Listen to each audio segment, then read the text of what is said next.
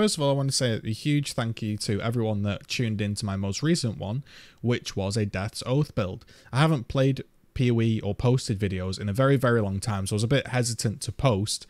And it was so well received that I figured I would do another guide.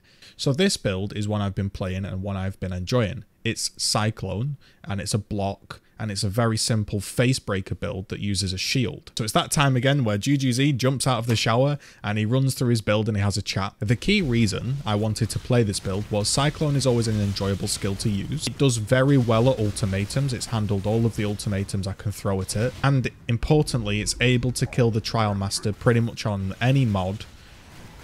And that's a huge plus because you don't know when that boss fight, if or when it's going to appear, and I didn't want to be stuck on a build that couldn't do it. Due to the fact it has a lot of damage, recovery, block, all of these good stuff, it means that, yeah, you can pretty much breeze through the Trialmaster fight, and that's a great feeling, because when you're playing and you're doing the ultimatums, you're not thinking, oh, if he pops up now, I won't be able to do it, etc. So, we've breezed through some Abyssal Depth bosses, the Trialmaster fight, some ultimatums. We've also done, yeah, breach bosses, just general mapping. It's all been very, very smooth. There's some guardians in there, a 10-way Maven fight.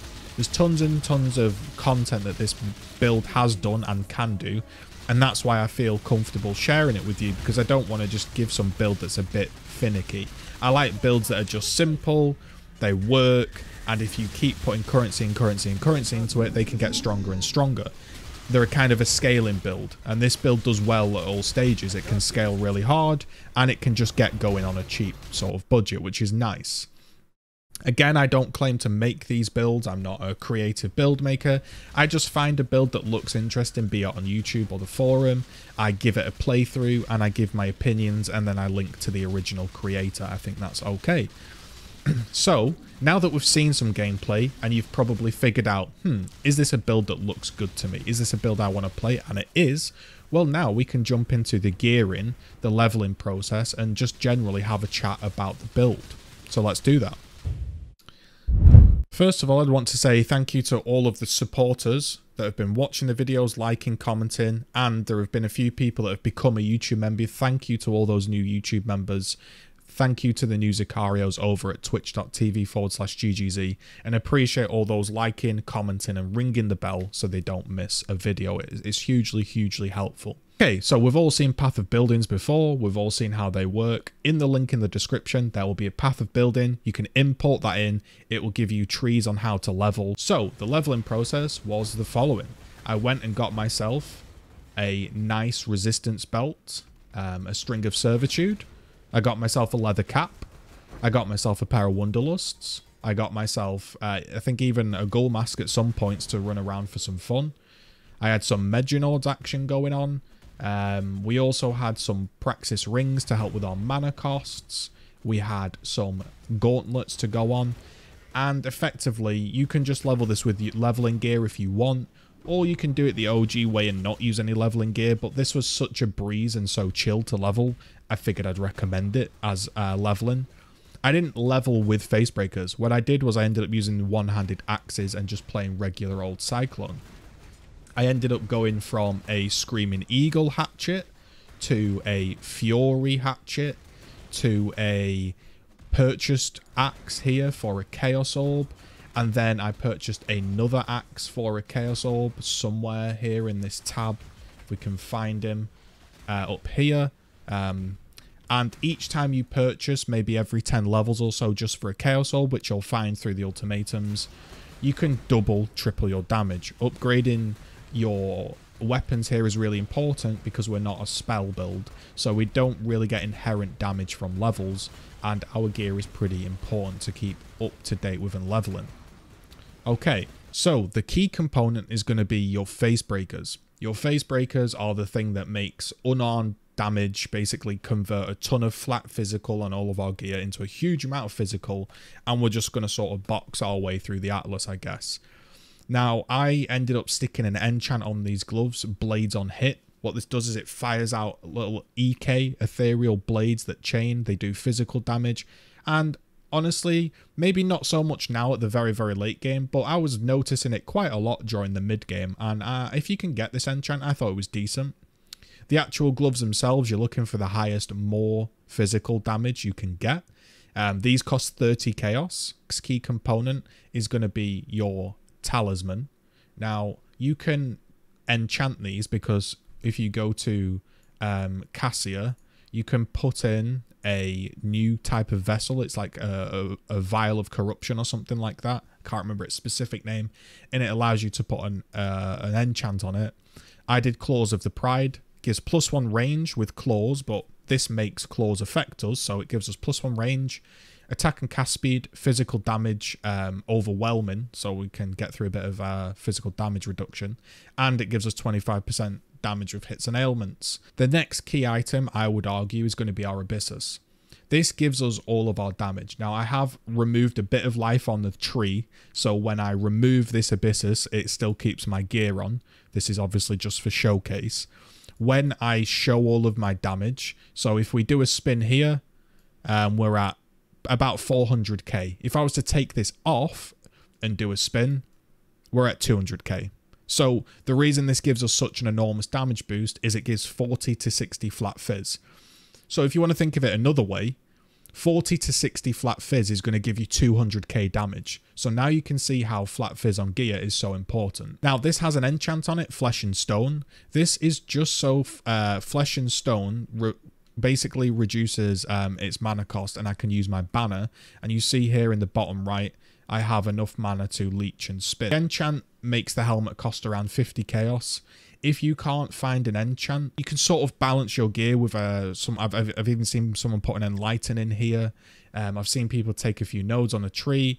I've seen people get better chest piece so that their Cyclone doesn't cost as much mana. I've seen things done like with rings as well. Like there's options there. I personally went for the enchant. I thought it just made my life easier. My chest piece is just life and resists. That's it.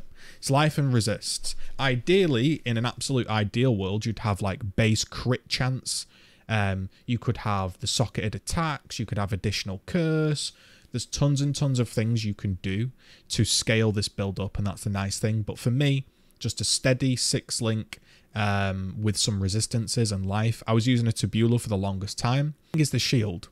Now, the shield is where this is going to give us our additional chance to block. It's going to give us armor if we've blocked. It's going to give us Reckoning, which is kind of like a counter attack that deals damage. And it's going to give us life. This item is expensive. It's less expensive now. It's about 3 Exiles. At the time of recording, or building the character, I should say, it cost around 7.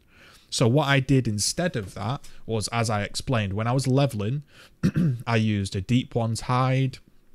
I used a rare shield for a time. I used a Chalice of Horrors for that ES and block and all of that good stuff. When I got into maps, I couldn't afford the shield. By the way, the shield is worth it. So if you have the currency, it is worth it. Let me tell you, and I'll explain why. But I was using this. This cost me 60 chaos at the time. I'm not sure of the price right now.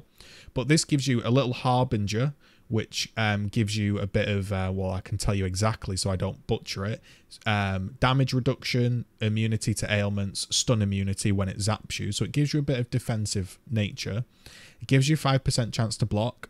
It gives channeling skills deal increased damage. It gives life, and it gives mana when you block, which is nice, especially when we're a bit struggling for mana. So this is an option which I used for a long time. And yeah, there's a little option for you.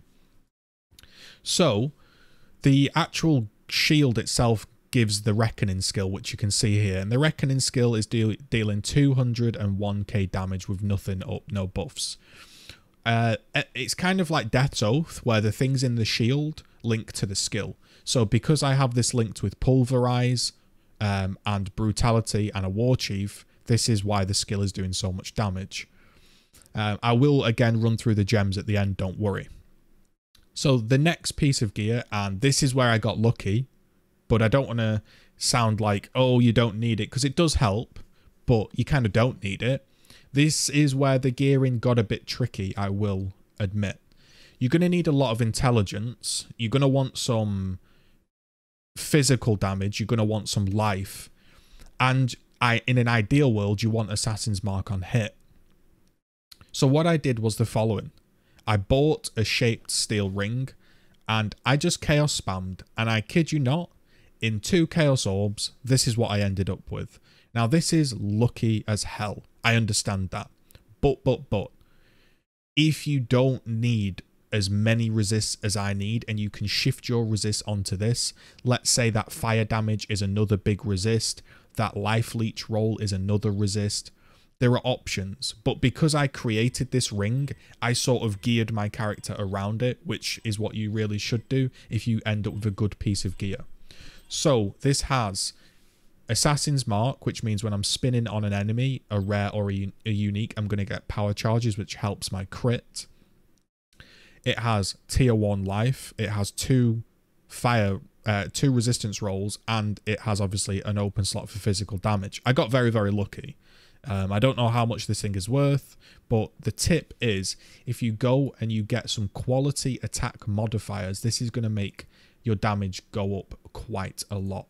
So quality attack modifiers, these abrasive catalysts, what this is going to do is it's going to buff up your damage. So really, I think this is 4 to 10. I think it used to be, and it used to be 7 to 10. However, with these catalysts, it's now 4 to 16 and 8 to 12. So I know that's a bit of an awkward ring to get, but you can get a simpler ring with less resist and put more resist on this one. But that's what you're looking for. I used coral rings with fizz on them for the longest time. When I was able to transition to steel rings, because these require level 80 anyway, that's when I put them on. So we then have the belt. I used a Stingent Vice. I think this was the one I used for the longest time. Resists, life, it had a bit of armor. I put a jewel inside of it that gave accuracy and life, which we'll talk about when we get into the nitty gritty. But once I was able to get rid of that and fix my resists, I was happy to put this belt on. What this belt does is it basically buffs up the more maximum physical damage you can do, and it chops down the least amount, so it averages more. This belt is ridiculous. I've often looked at this belt and never understood why it does so much damage, and never understood why it is so expensive. I now understand why. It's really, really good. At the time of recording, it was like 8 exalts. I think it's down to 4 now. This is a really good piece, really good piece. If I was to honestly recommend something, I would probably recommend, if you're on a budget, get the Harbinger shield and then get the coil, because the coil gives so much damage. I'm at 370k.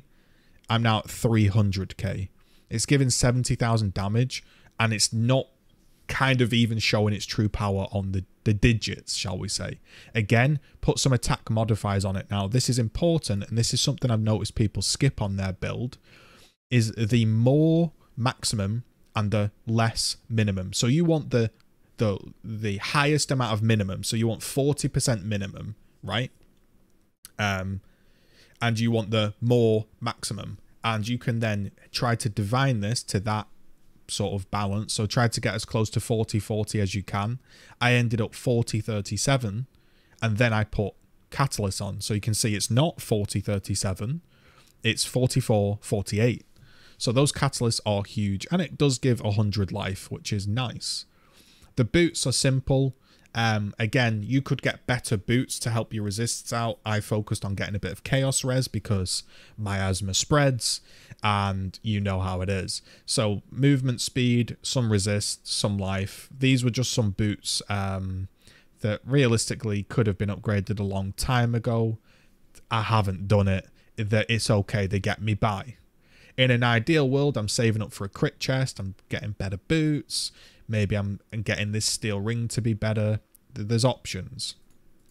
We'll then talk about the flasks and the actual sort of jewels on the tree, and then I'll just run through the links, and I think that should be good. So, the flasks I'm using, Quicksilver of Adrenaline for speed. If you want to be safe, you can use a Curse Immunity flask. Diamond Flask of the Order. Now, this is pretty good. I would say that this is one of the key components. Crit chance is kind of hard to get on this build, and what this means is if you have a duration flask, or whatever type of flask you want, if you've done an unveiling of one of these Cinder Swallow flasks, which I have done, I've unveiled one because I've done my syndicate, you then, on your bench, actually have the ability to craft crit chance. And now you can craft 80% increased crit chance on a diamond flask, and I've even given it a bit more quality, so this gives me a ton of crit. You can buy these, I think, for around 20 to 30 chaos. Honestly, I'd recommend it. You're going to be using these flasks throughout multiple builds anyway. Invest a bit of currency into your flasks. You spam them all the time. They work across different builds. Don't be shy on spending a bit of currency on flasks. Next, I have a increased duration immunity to freeze flask with Onslaught. An interesting story about this flask. This was the first flask I've ever annulled. So I had the perfect roll of duration, and I had a random suffix that was no good. Because it was 40% and it was perfect, I went to annul the flask. I knocked off the suffix, and then I took this into my bestiary, and I then crafted the freeze immunity onto it. The next piece is a Lion's Roar. Huge amount of damage. We go from 370k to, if I push it, 462k. This costs about 10c, and literally you're getting like 100k damage. So get this flask. And the last one is a bubbling flask of staunching, and that's what we're running. In terms of jewels, again, just bear in mind, I do have this node here filled in. I've just taken the dex and the int, so I could take off this helmet for demonstration. But these two nodes here would be this life node here.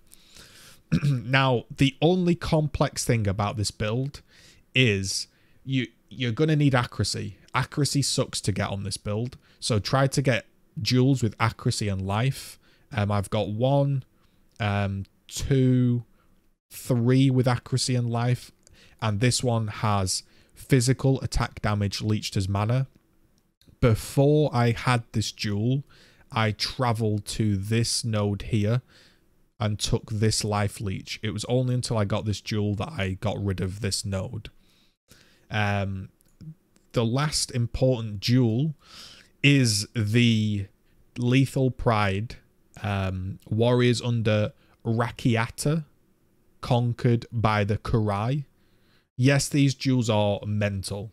Nobody knows how to search them. We don't know how to craft them. You know, a regular Joe like me is like, what the hell is going on? So I'll just be honest, right? This is what I did. I went and I bought one of these Lethal Pride jewels off trade. It was like 20c, and I started to divine it. And I started to divine it until it did something useful. Now, in an ideal situation, this node, rather than regenning 1% of life, it would intimidate enemies on hit. After spending like 6 divines on it, I was like, bro, I don't know how long this is going to take. How much money is this going to take? So I just stopped, and I'll tell you why I stopped on mine. Where am I looking here? It gave me 20 fire resist here and 20 fire resist here. It gave me crit multi, which is good for our build because we are crit, and it gave life regen, which helps with blood rage. And I was like, well, that's it. I'll stop on that one. So this jewel is up to you. This jewel can change how your build works. If this is confusing, you can just put in a regular jewel. You could even do like a Pride Watcher's Eye. But I think this is worth it. If you can get the resists, which aren't ideal, but it helps. This meant that all of a sudden I could wear a ring like this, and all of a sudden I didn't have to spend multiple exalts on one with 40 fire res, tier 1 fizz, tier 1 in life. I could go, okay, I'm going to buy one with 1 resist, tier 1 fizz in, and all of a sudden that was like 50, 60 chaos. The general tree and concept of the build is going to be when you block, you deal extra damage, you block, your counterattack deals double damage, and the chance to block spell damage is equal to the chance to block attack damage. So spell damage doesn't really do anything. Sorry, spell block. You want to focus on blocking attack damage. A big node I found that was useful was when I eventually got Command of Steel. That sort of pushed me over the edge, and I began to be really cap on block, so I'm like 71 block and dodge, and if I have blocked, I end up with more block, and it's been a super safe build. If we take a quick look at links, I'll just explain how the build functions, and then we can wrap it up, and I hope I've explained this well enough for you. Flesh and Stone, Herald of Purity, Maim, and Divergent Precision. Divergent Precision basically gives you 2% extra damage. I got it because I like the Heist League. I'm one of those rare people that enjoy Heist League, and I got it. But a regular Precision works. Level this up to as high as you can because it gives crit chance and accuracy, but be careful of your mana. So don't level up too much, just be careful of your mana. And what this is doing is Herald of Purities are coming out and maiming. Flesh and Stone is maiming. You can switch it into Sand Stance to blind people if the map's super rippy. The helmet has a Dread Banner, Enduring Cry, Dash, and Blood and Sand. Basically, Dash I've found to be super useful. If you don't really care about Dash, you could chuck an Enlighten in here somewhere if you wanted. But I found Dash to be pretty useful. The banner, the shield itself, again, Pulverize, Ancestral Warchief, Brutality. This should be a Val Ancestral Warchief. I'm just too lazy to buy one, and I've just left it as a regular one. But do buy an Ancestral Warchief. Don't be lazy like me. The actual core build is Impale, so we're Impaling, Cycloning, Fortify for damage reduction and damage increase, Brutality, Infuse channeling, and Melee Fizz. You can even turn some of these into Awakened Gems if you've got the currency. And your boots, I've got Blood Rage, and I've got Increased Duration, Molten Shell, Val Molten Shell, and cast when damage taken on a low amount, so it's constantly proccing. And you just basically spin around 1, 2, 3, 4, 5 with a totem. What's that? What was that? About 780k damage. Once I get power charges, I get Blood Rage going, I get some frenzy charges. I'm almost at about 1 million damage, and then I'm critting, multiplying that crit. It's good damage. I've enjoyed the build a lot. I hope this helps. I hope this was, useful for you. I've no doubt missed a few things off, but I'm getting back into the swing of these PoE guides. Oh, top tip, by the way, which is a bit awkward because this build barely does any damage if you swap. This is the top tip. Turn off in your UI or game settings somewhere, there is a setting that is like automatically pick up weapons into your thing. It's in here somewhere. Disable it, because what's going to happen is as you pick up a weapon off the floor, it's going to go into your main hand, and then, yes, here it is, auto equip. So basically, if you pick up a weapon, it's going to go into your main hand, and then you're going to do no damage. So be careful of that. So turn that off. And you can start fights with this Sinvitica's Metal. Basically, what I do is I go into an ultimatum. I kill one enemy, and then I press X, and I swap back to my main skill. And then I've started Rampage, which helps with the clear. Because Cyclone isn't huge AoE, we can, we need a bit of help with our clear. And that Rampage aids us very nicely. That tip works with any build, and it's super, super OP. So, yeah, leave a like and a comment if that is a mind-blowing thing for you. But there we go. That is the Cyclone block character. Focusing primarily on, block on the tree, impale, crit multi, life, accuracy, all the good stuff. The shield nodes. I found it to be very, very nice indeed. Enjoyable playstyle. Thought I would showcase it with you today. Thanks very much for tuning in. I'll see you in the next one. Peace.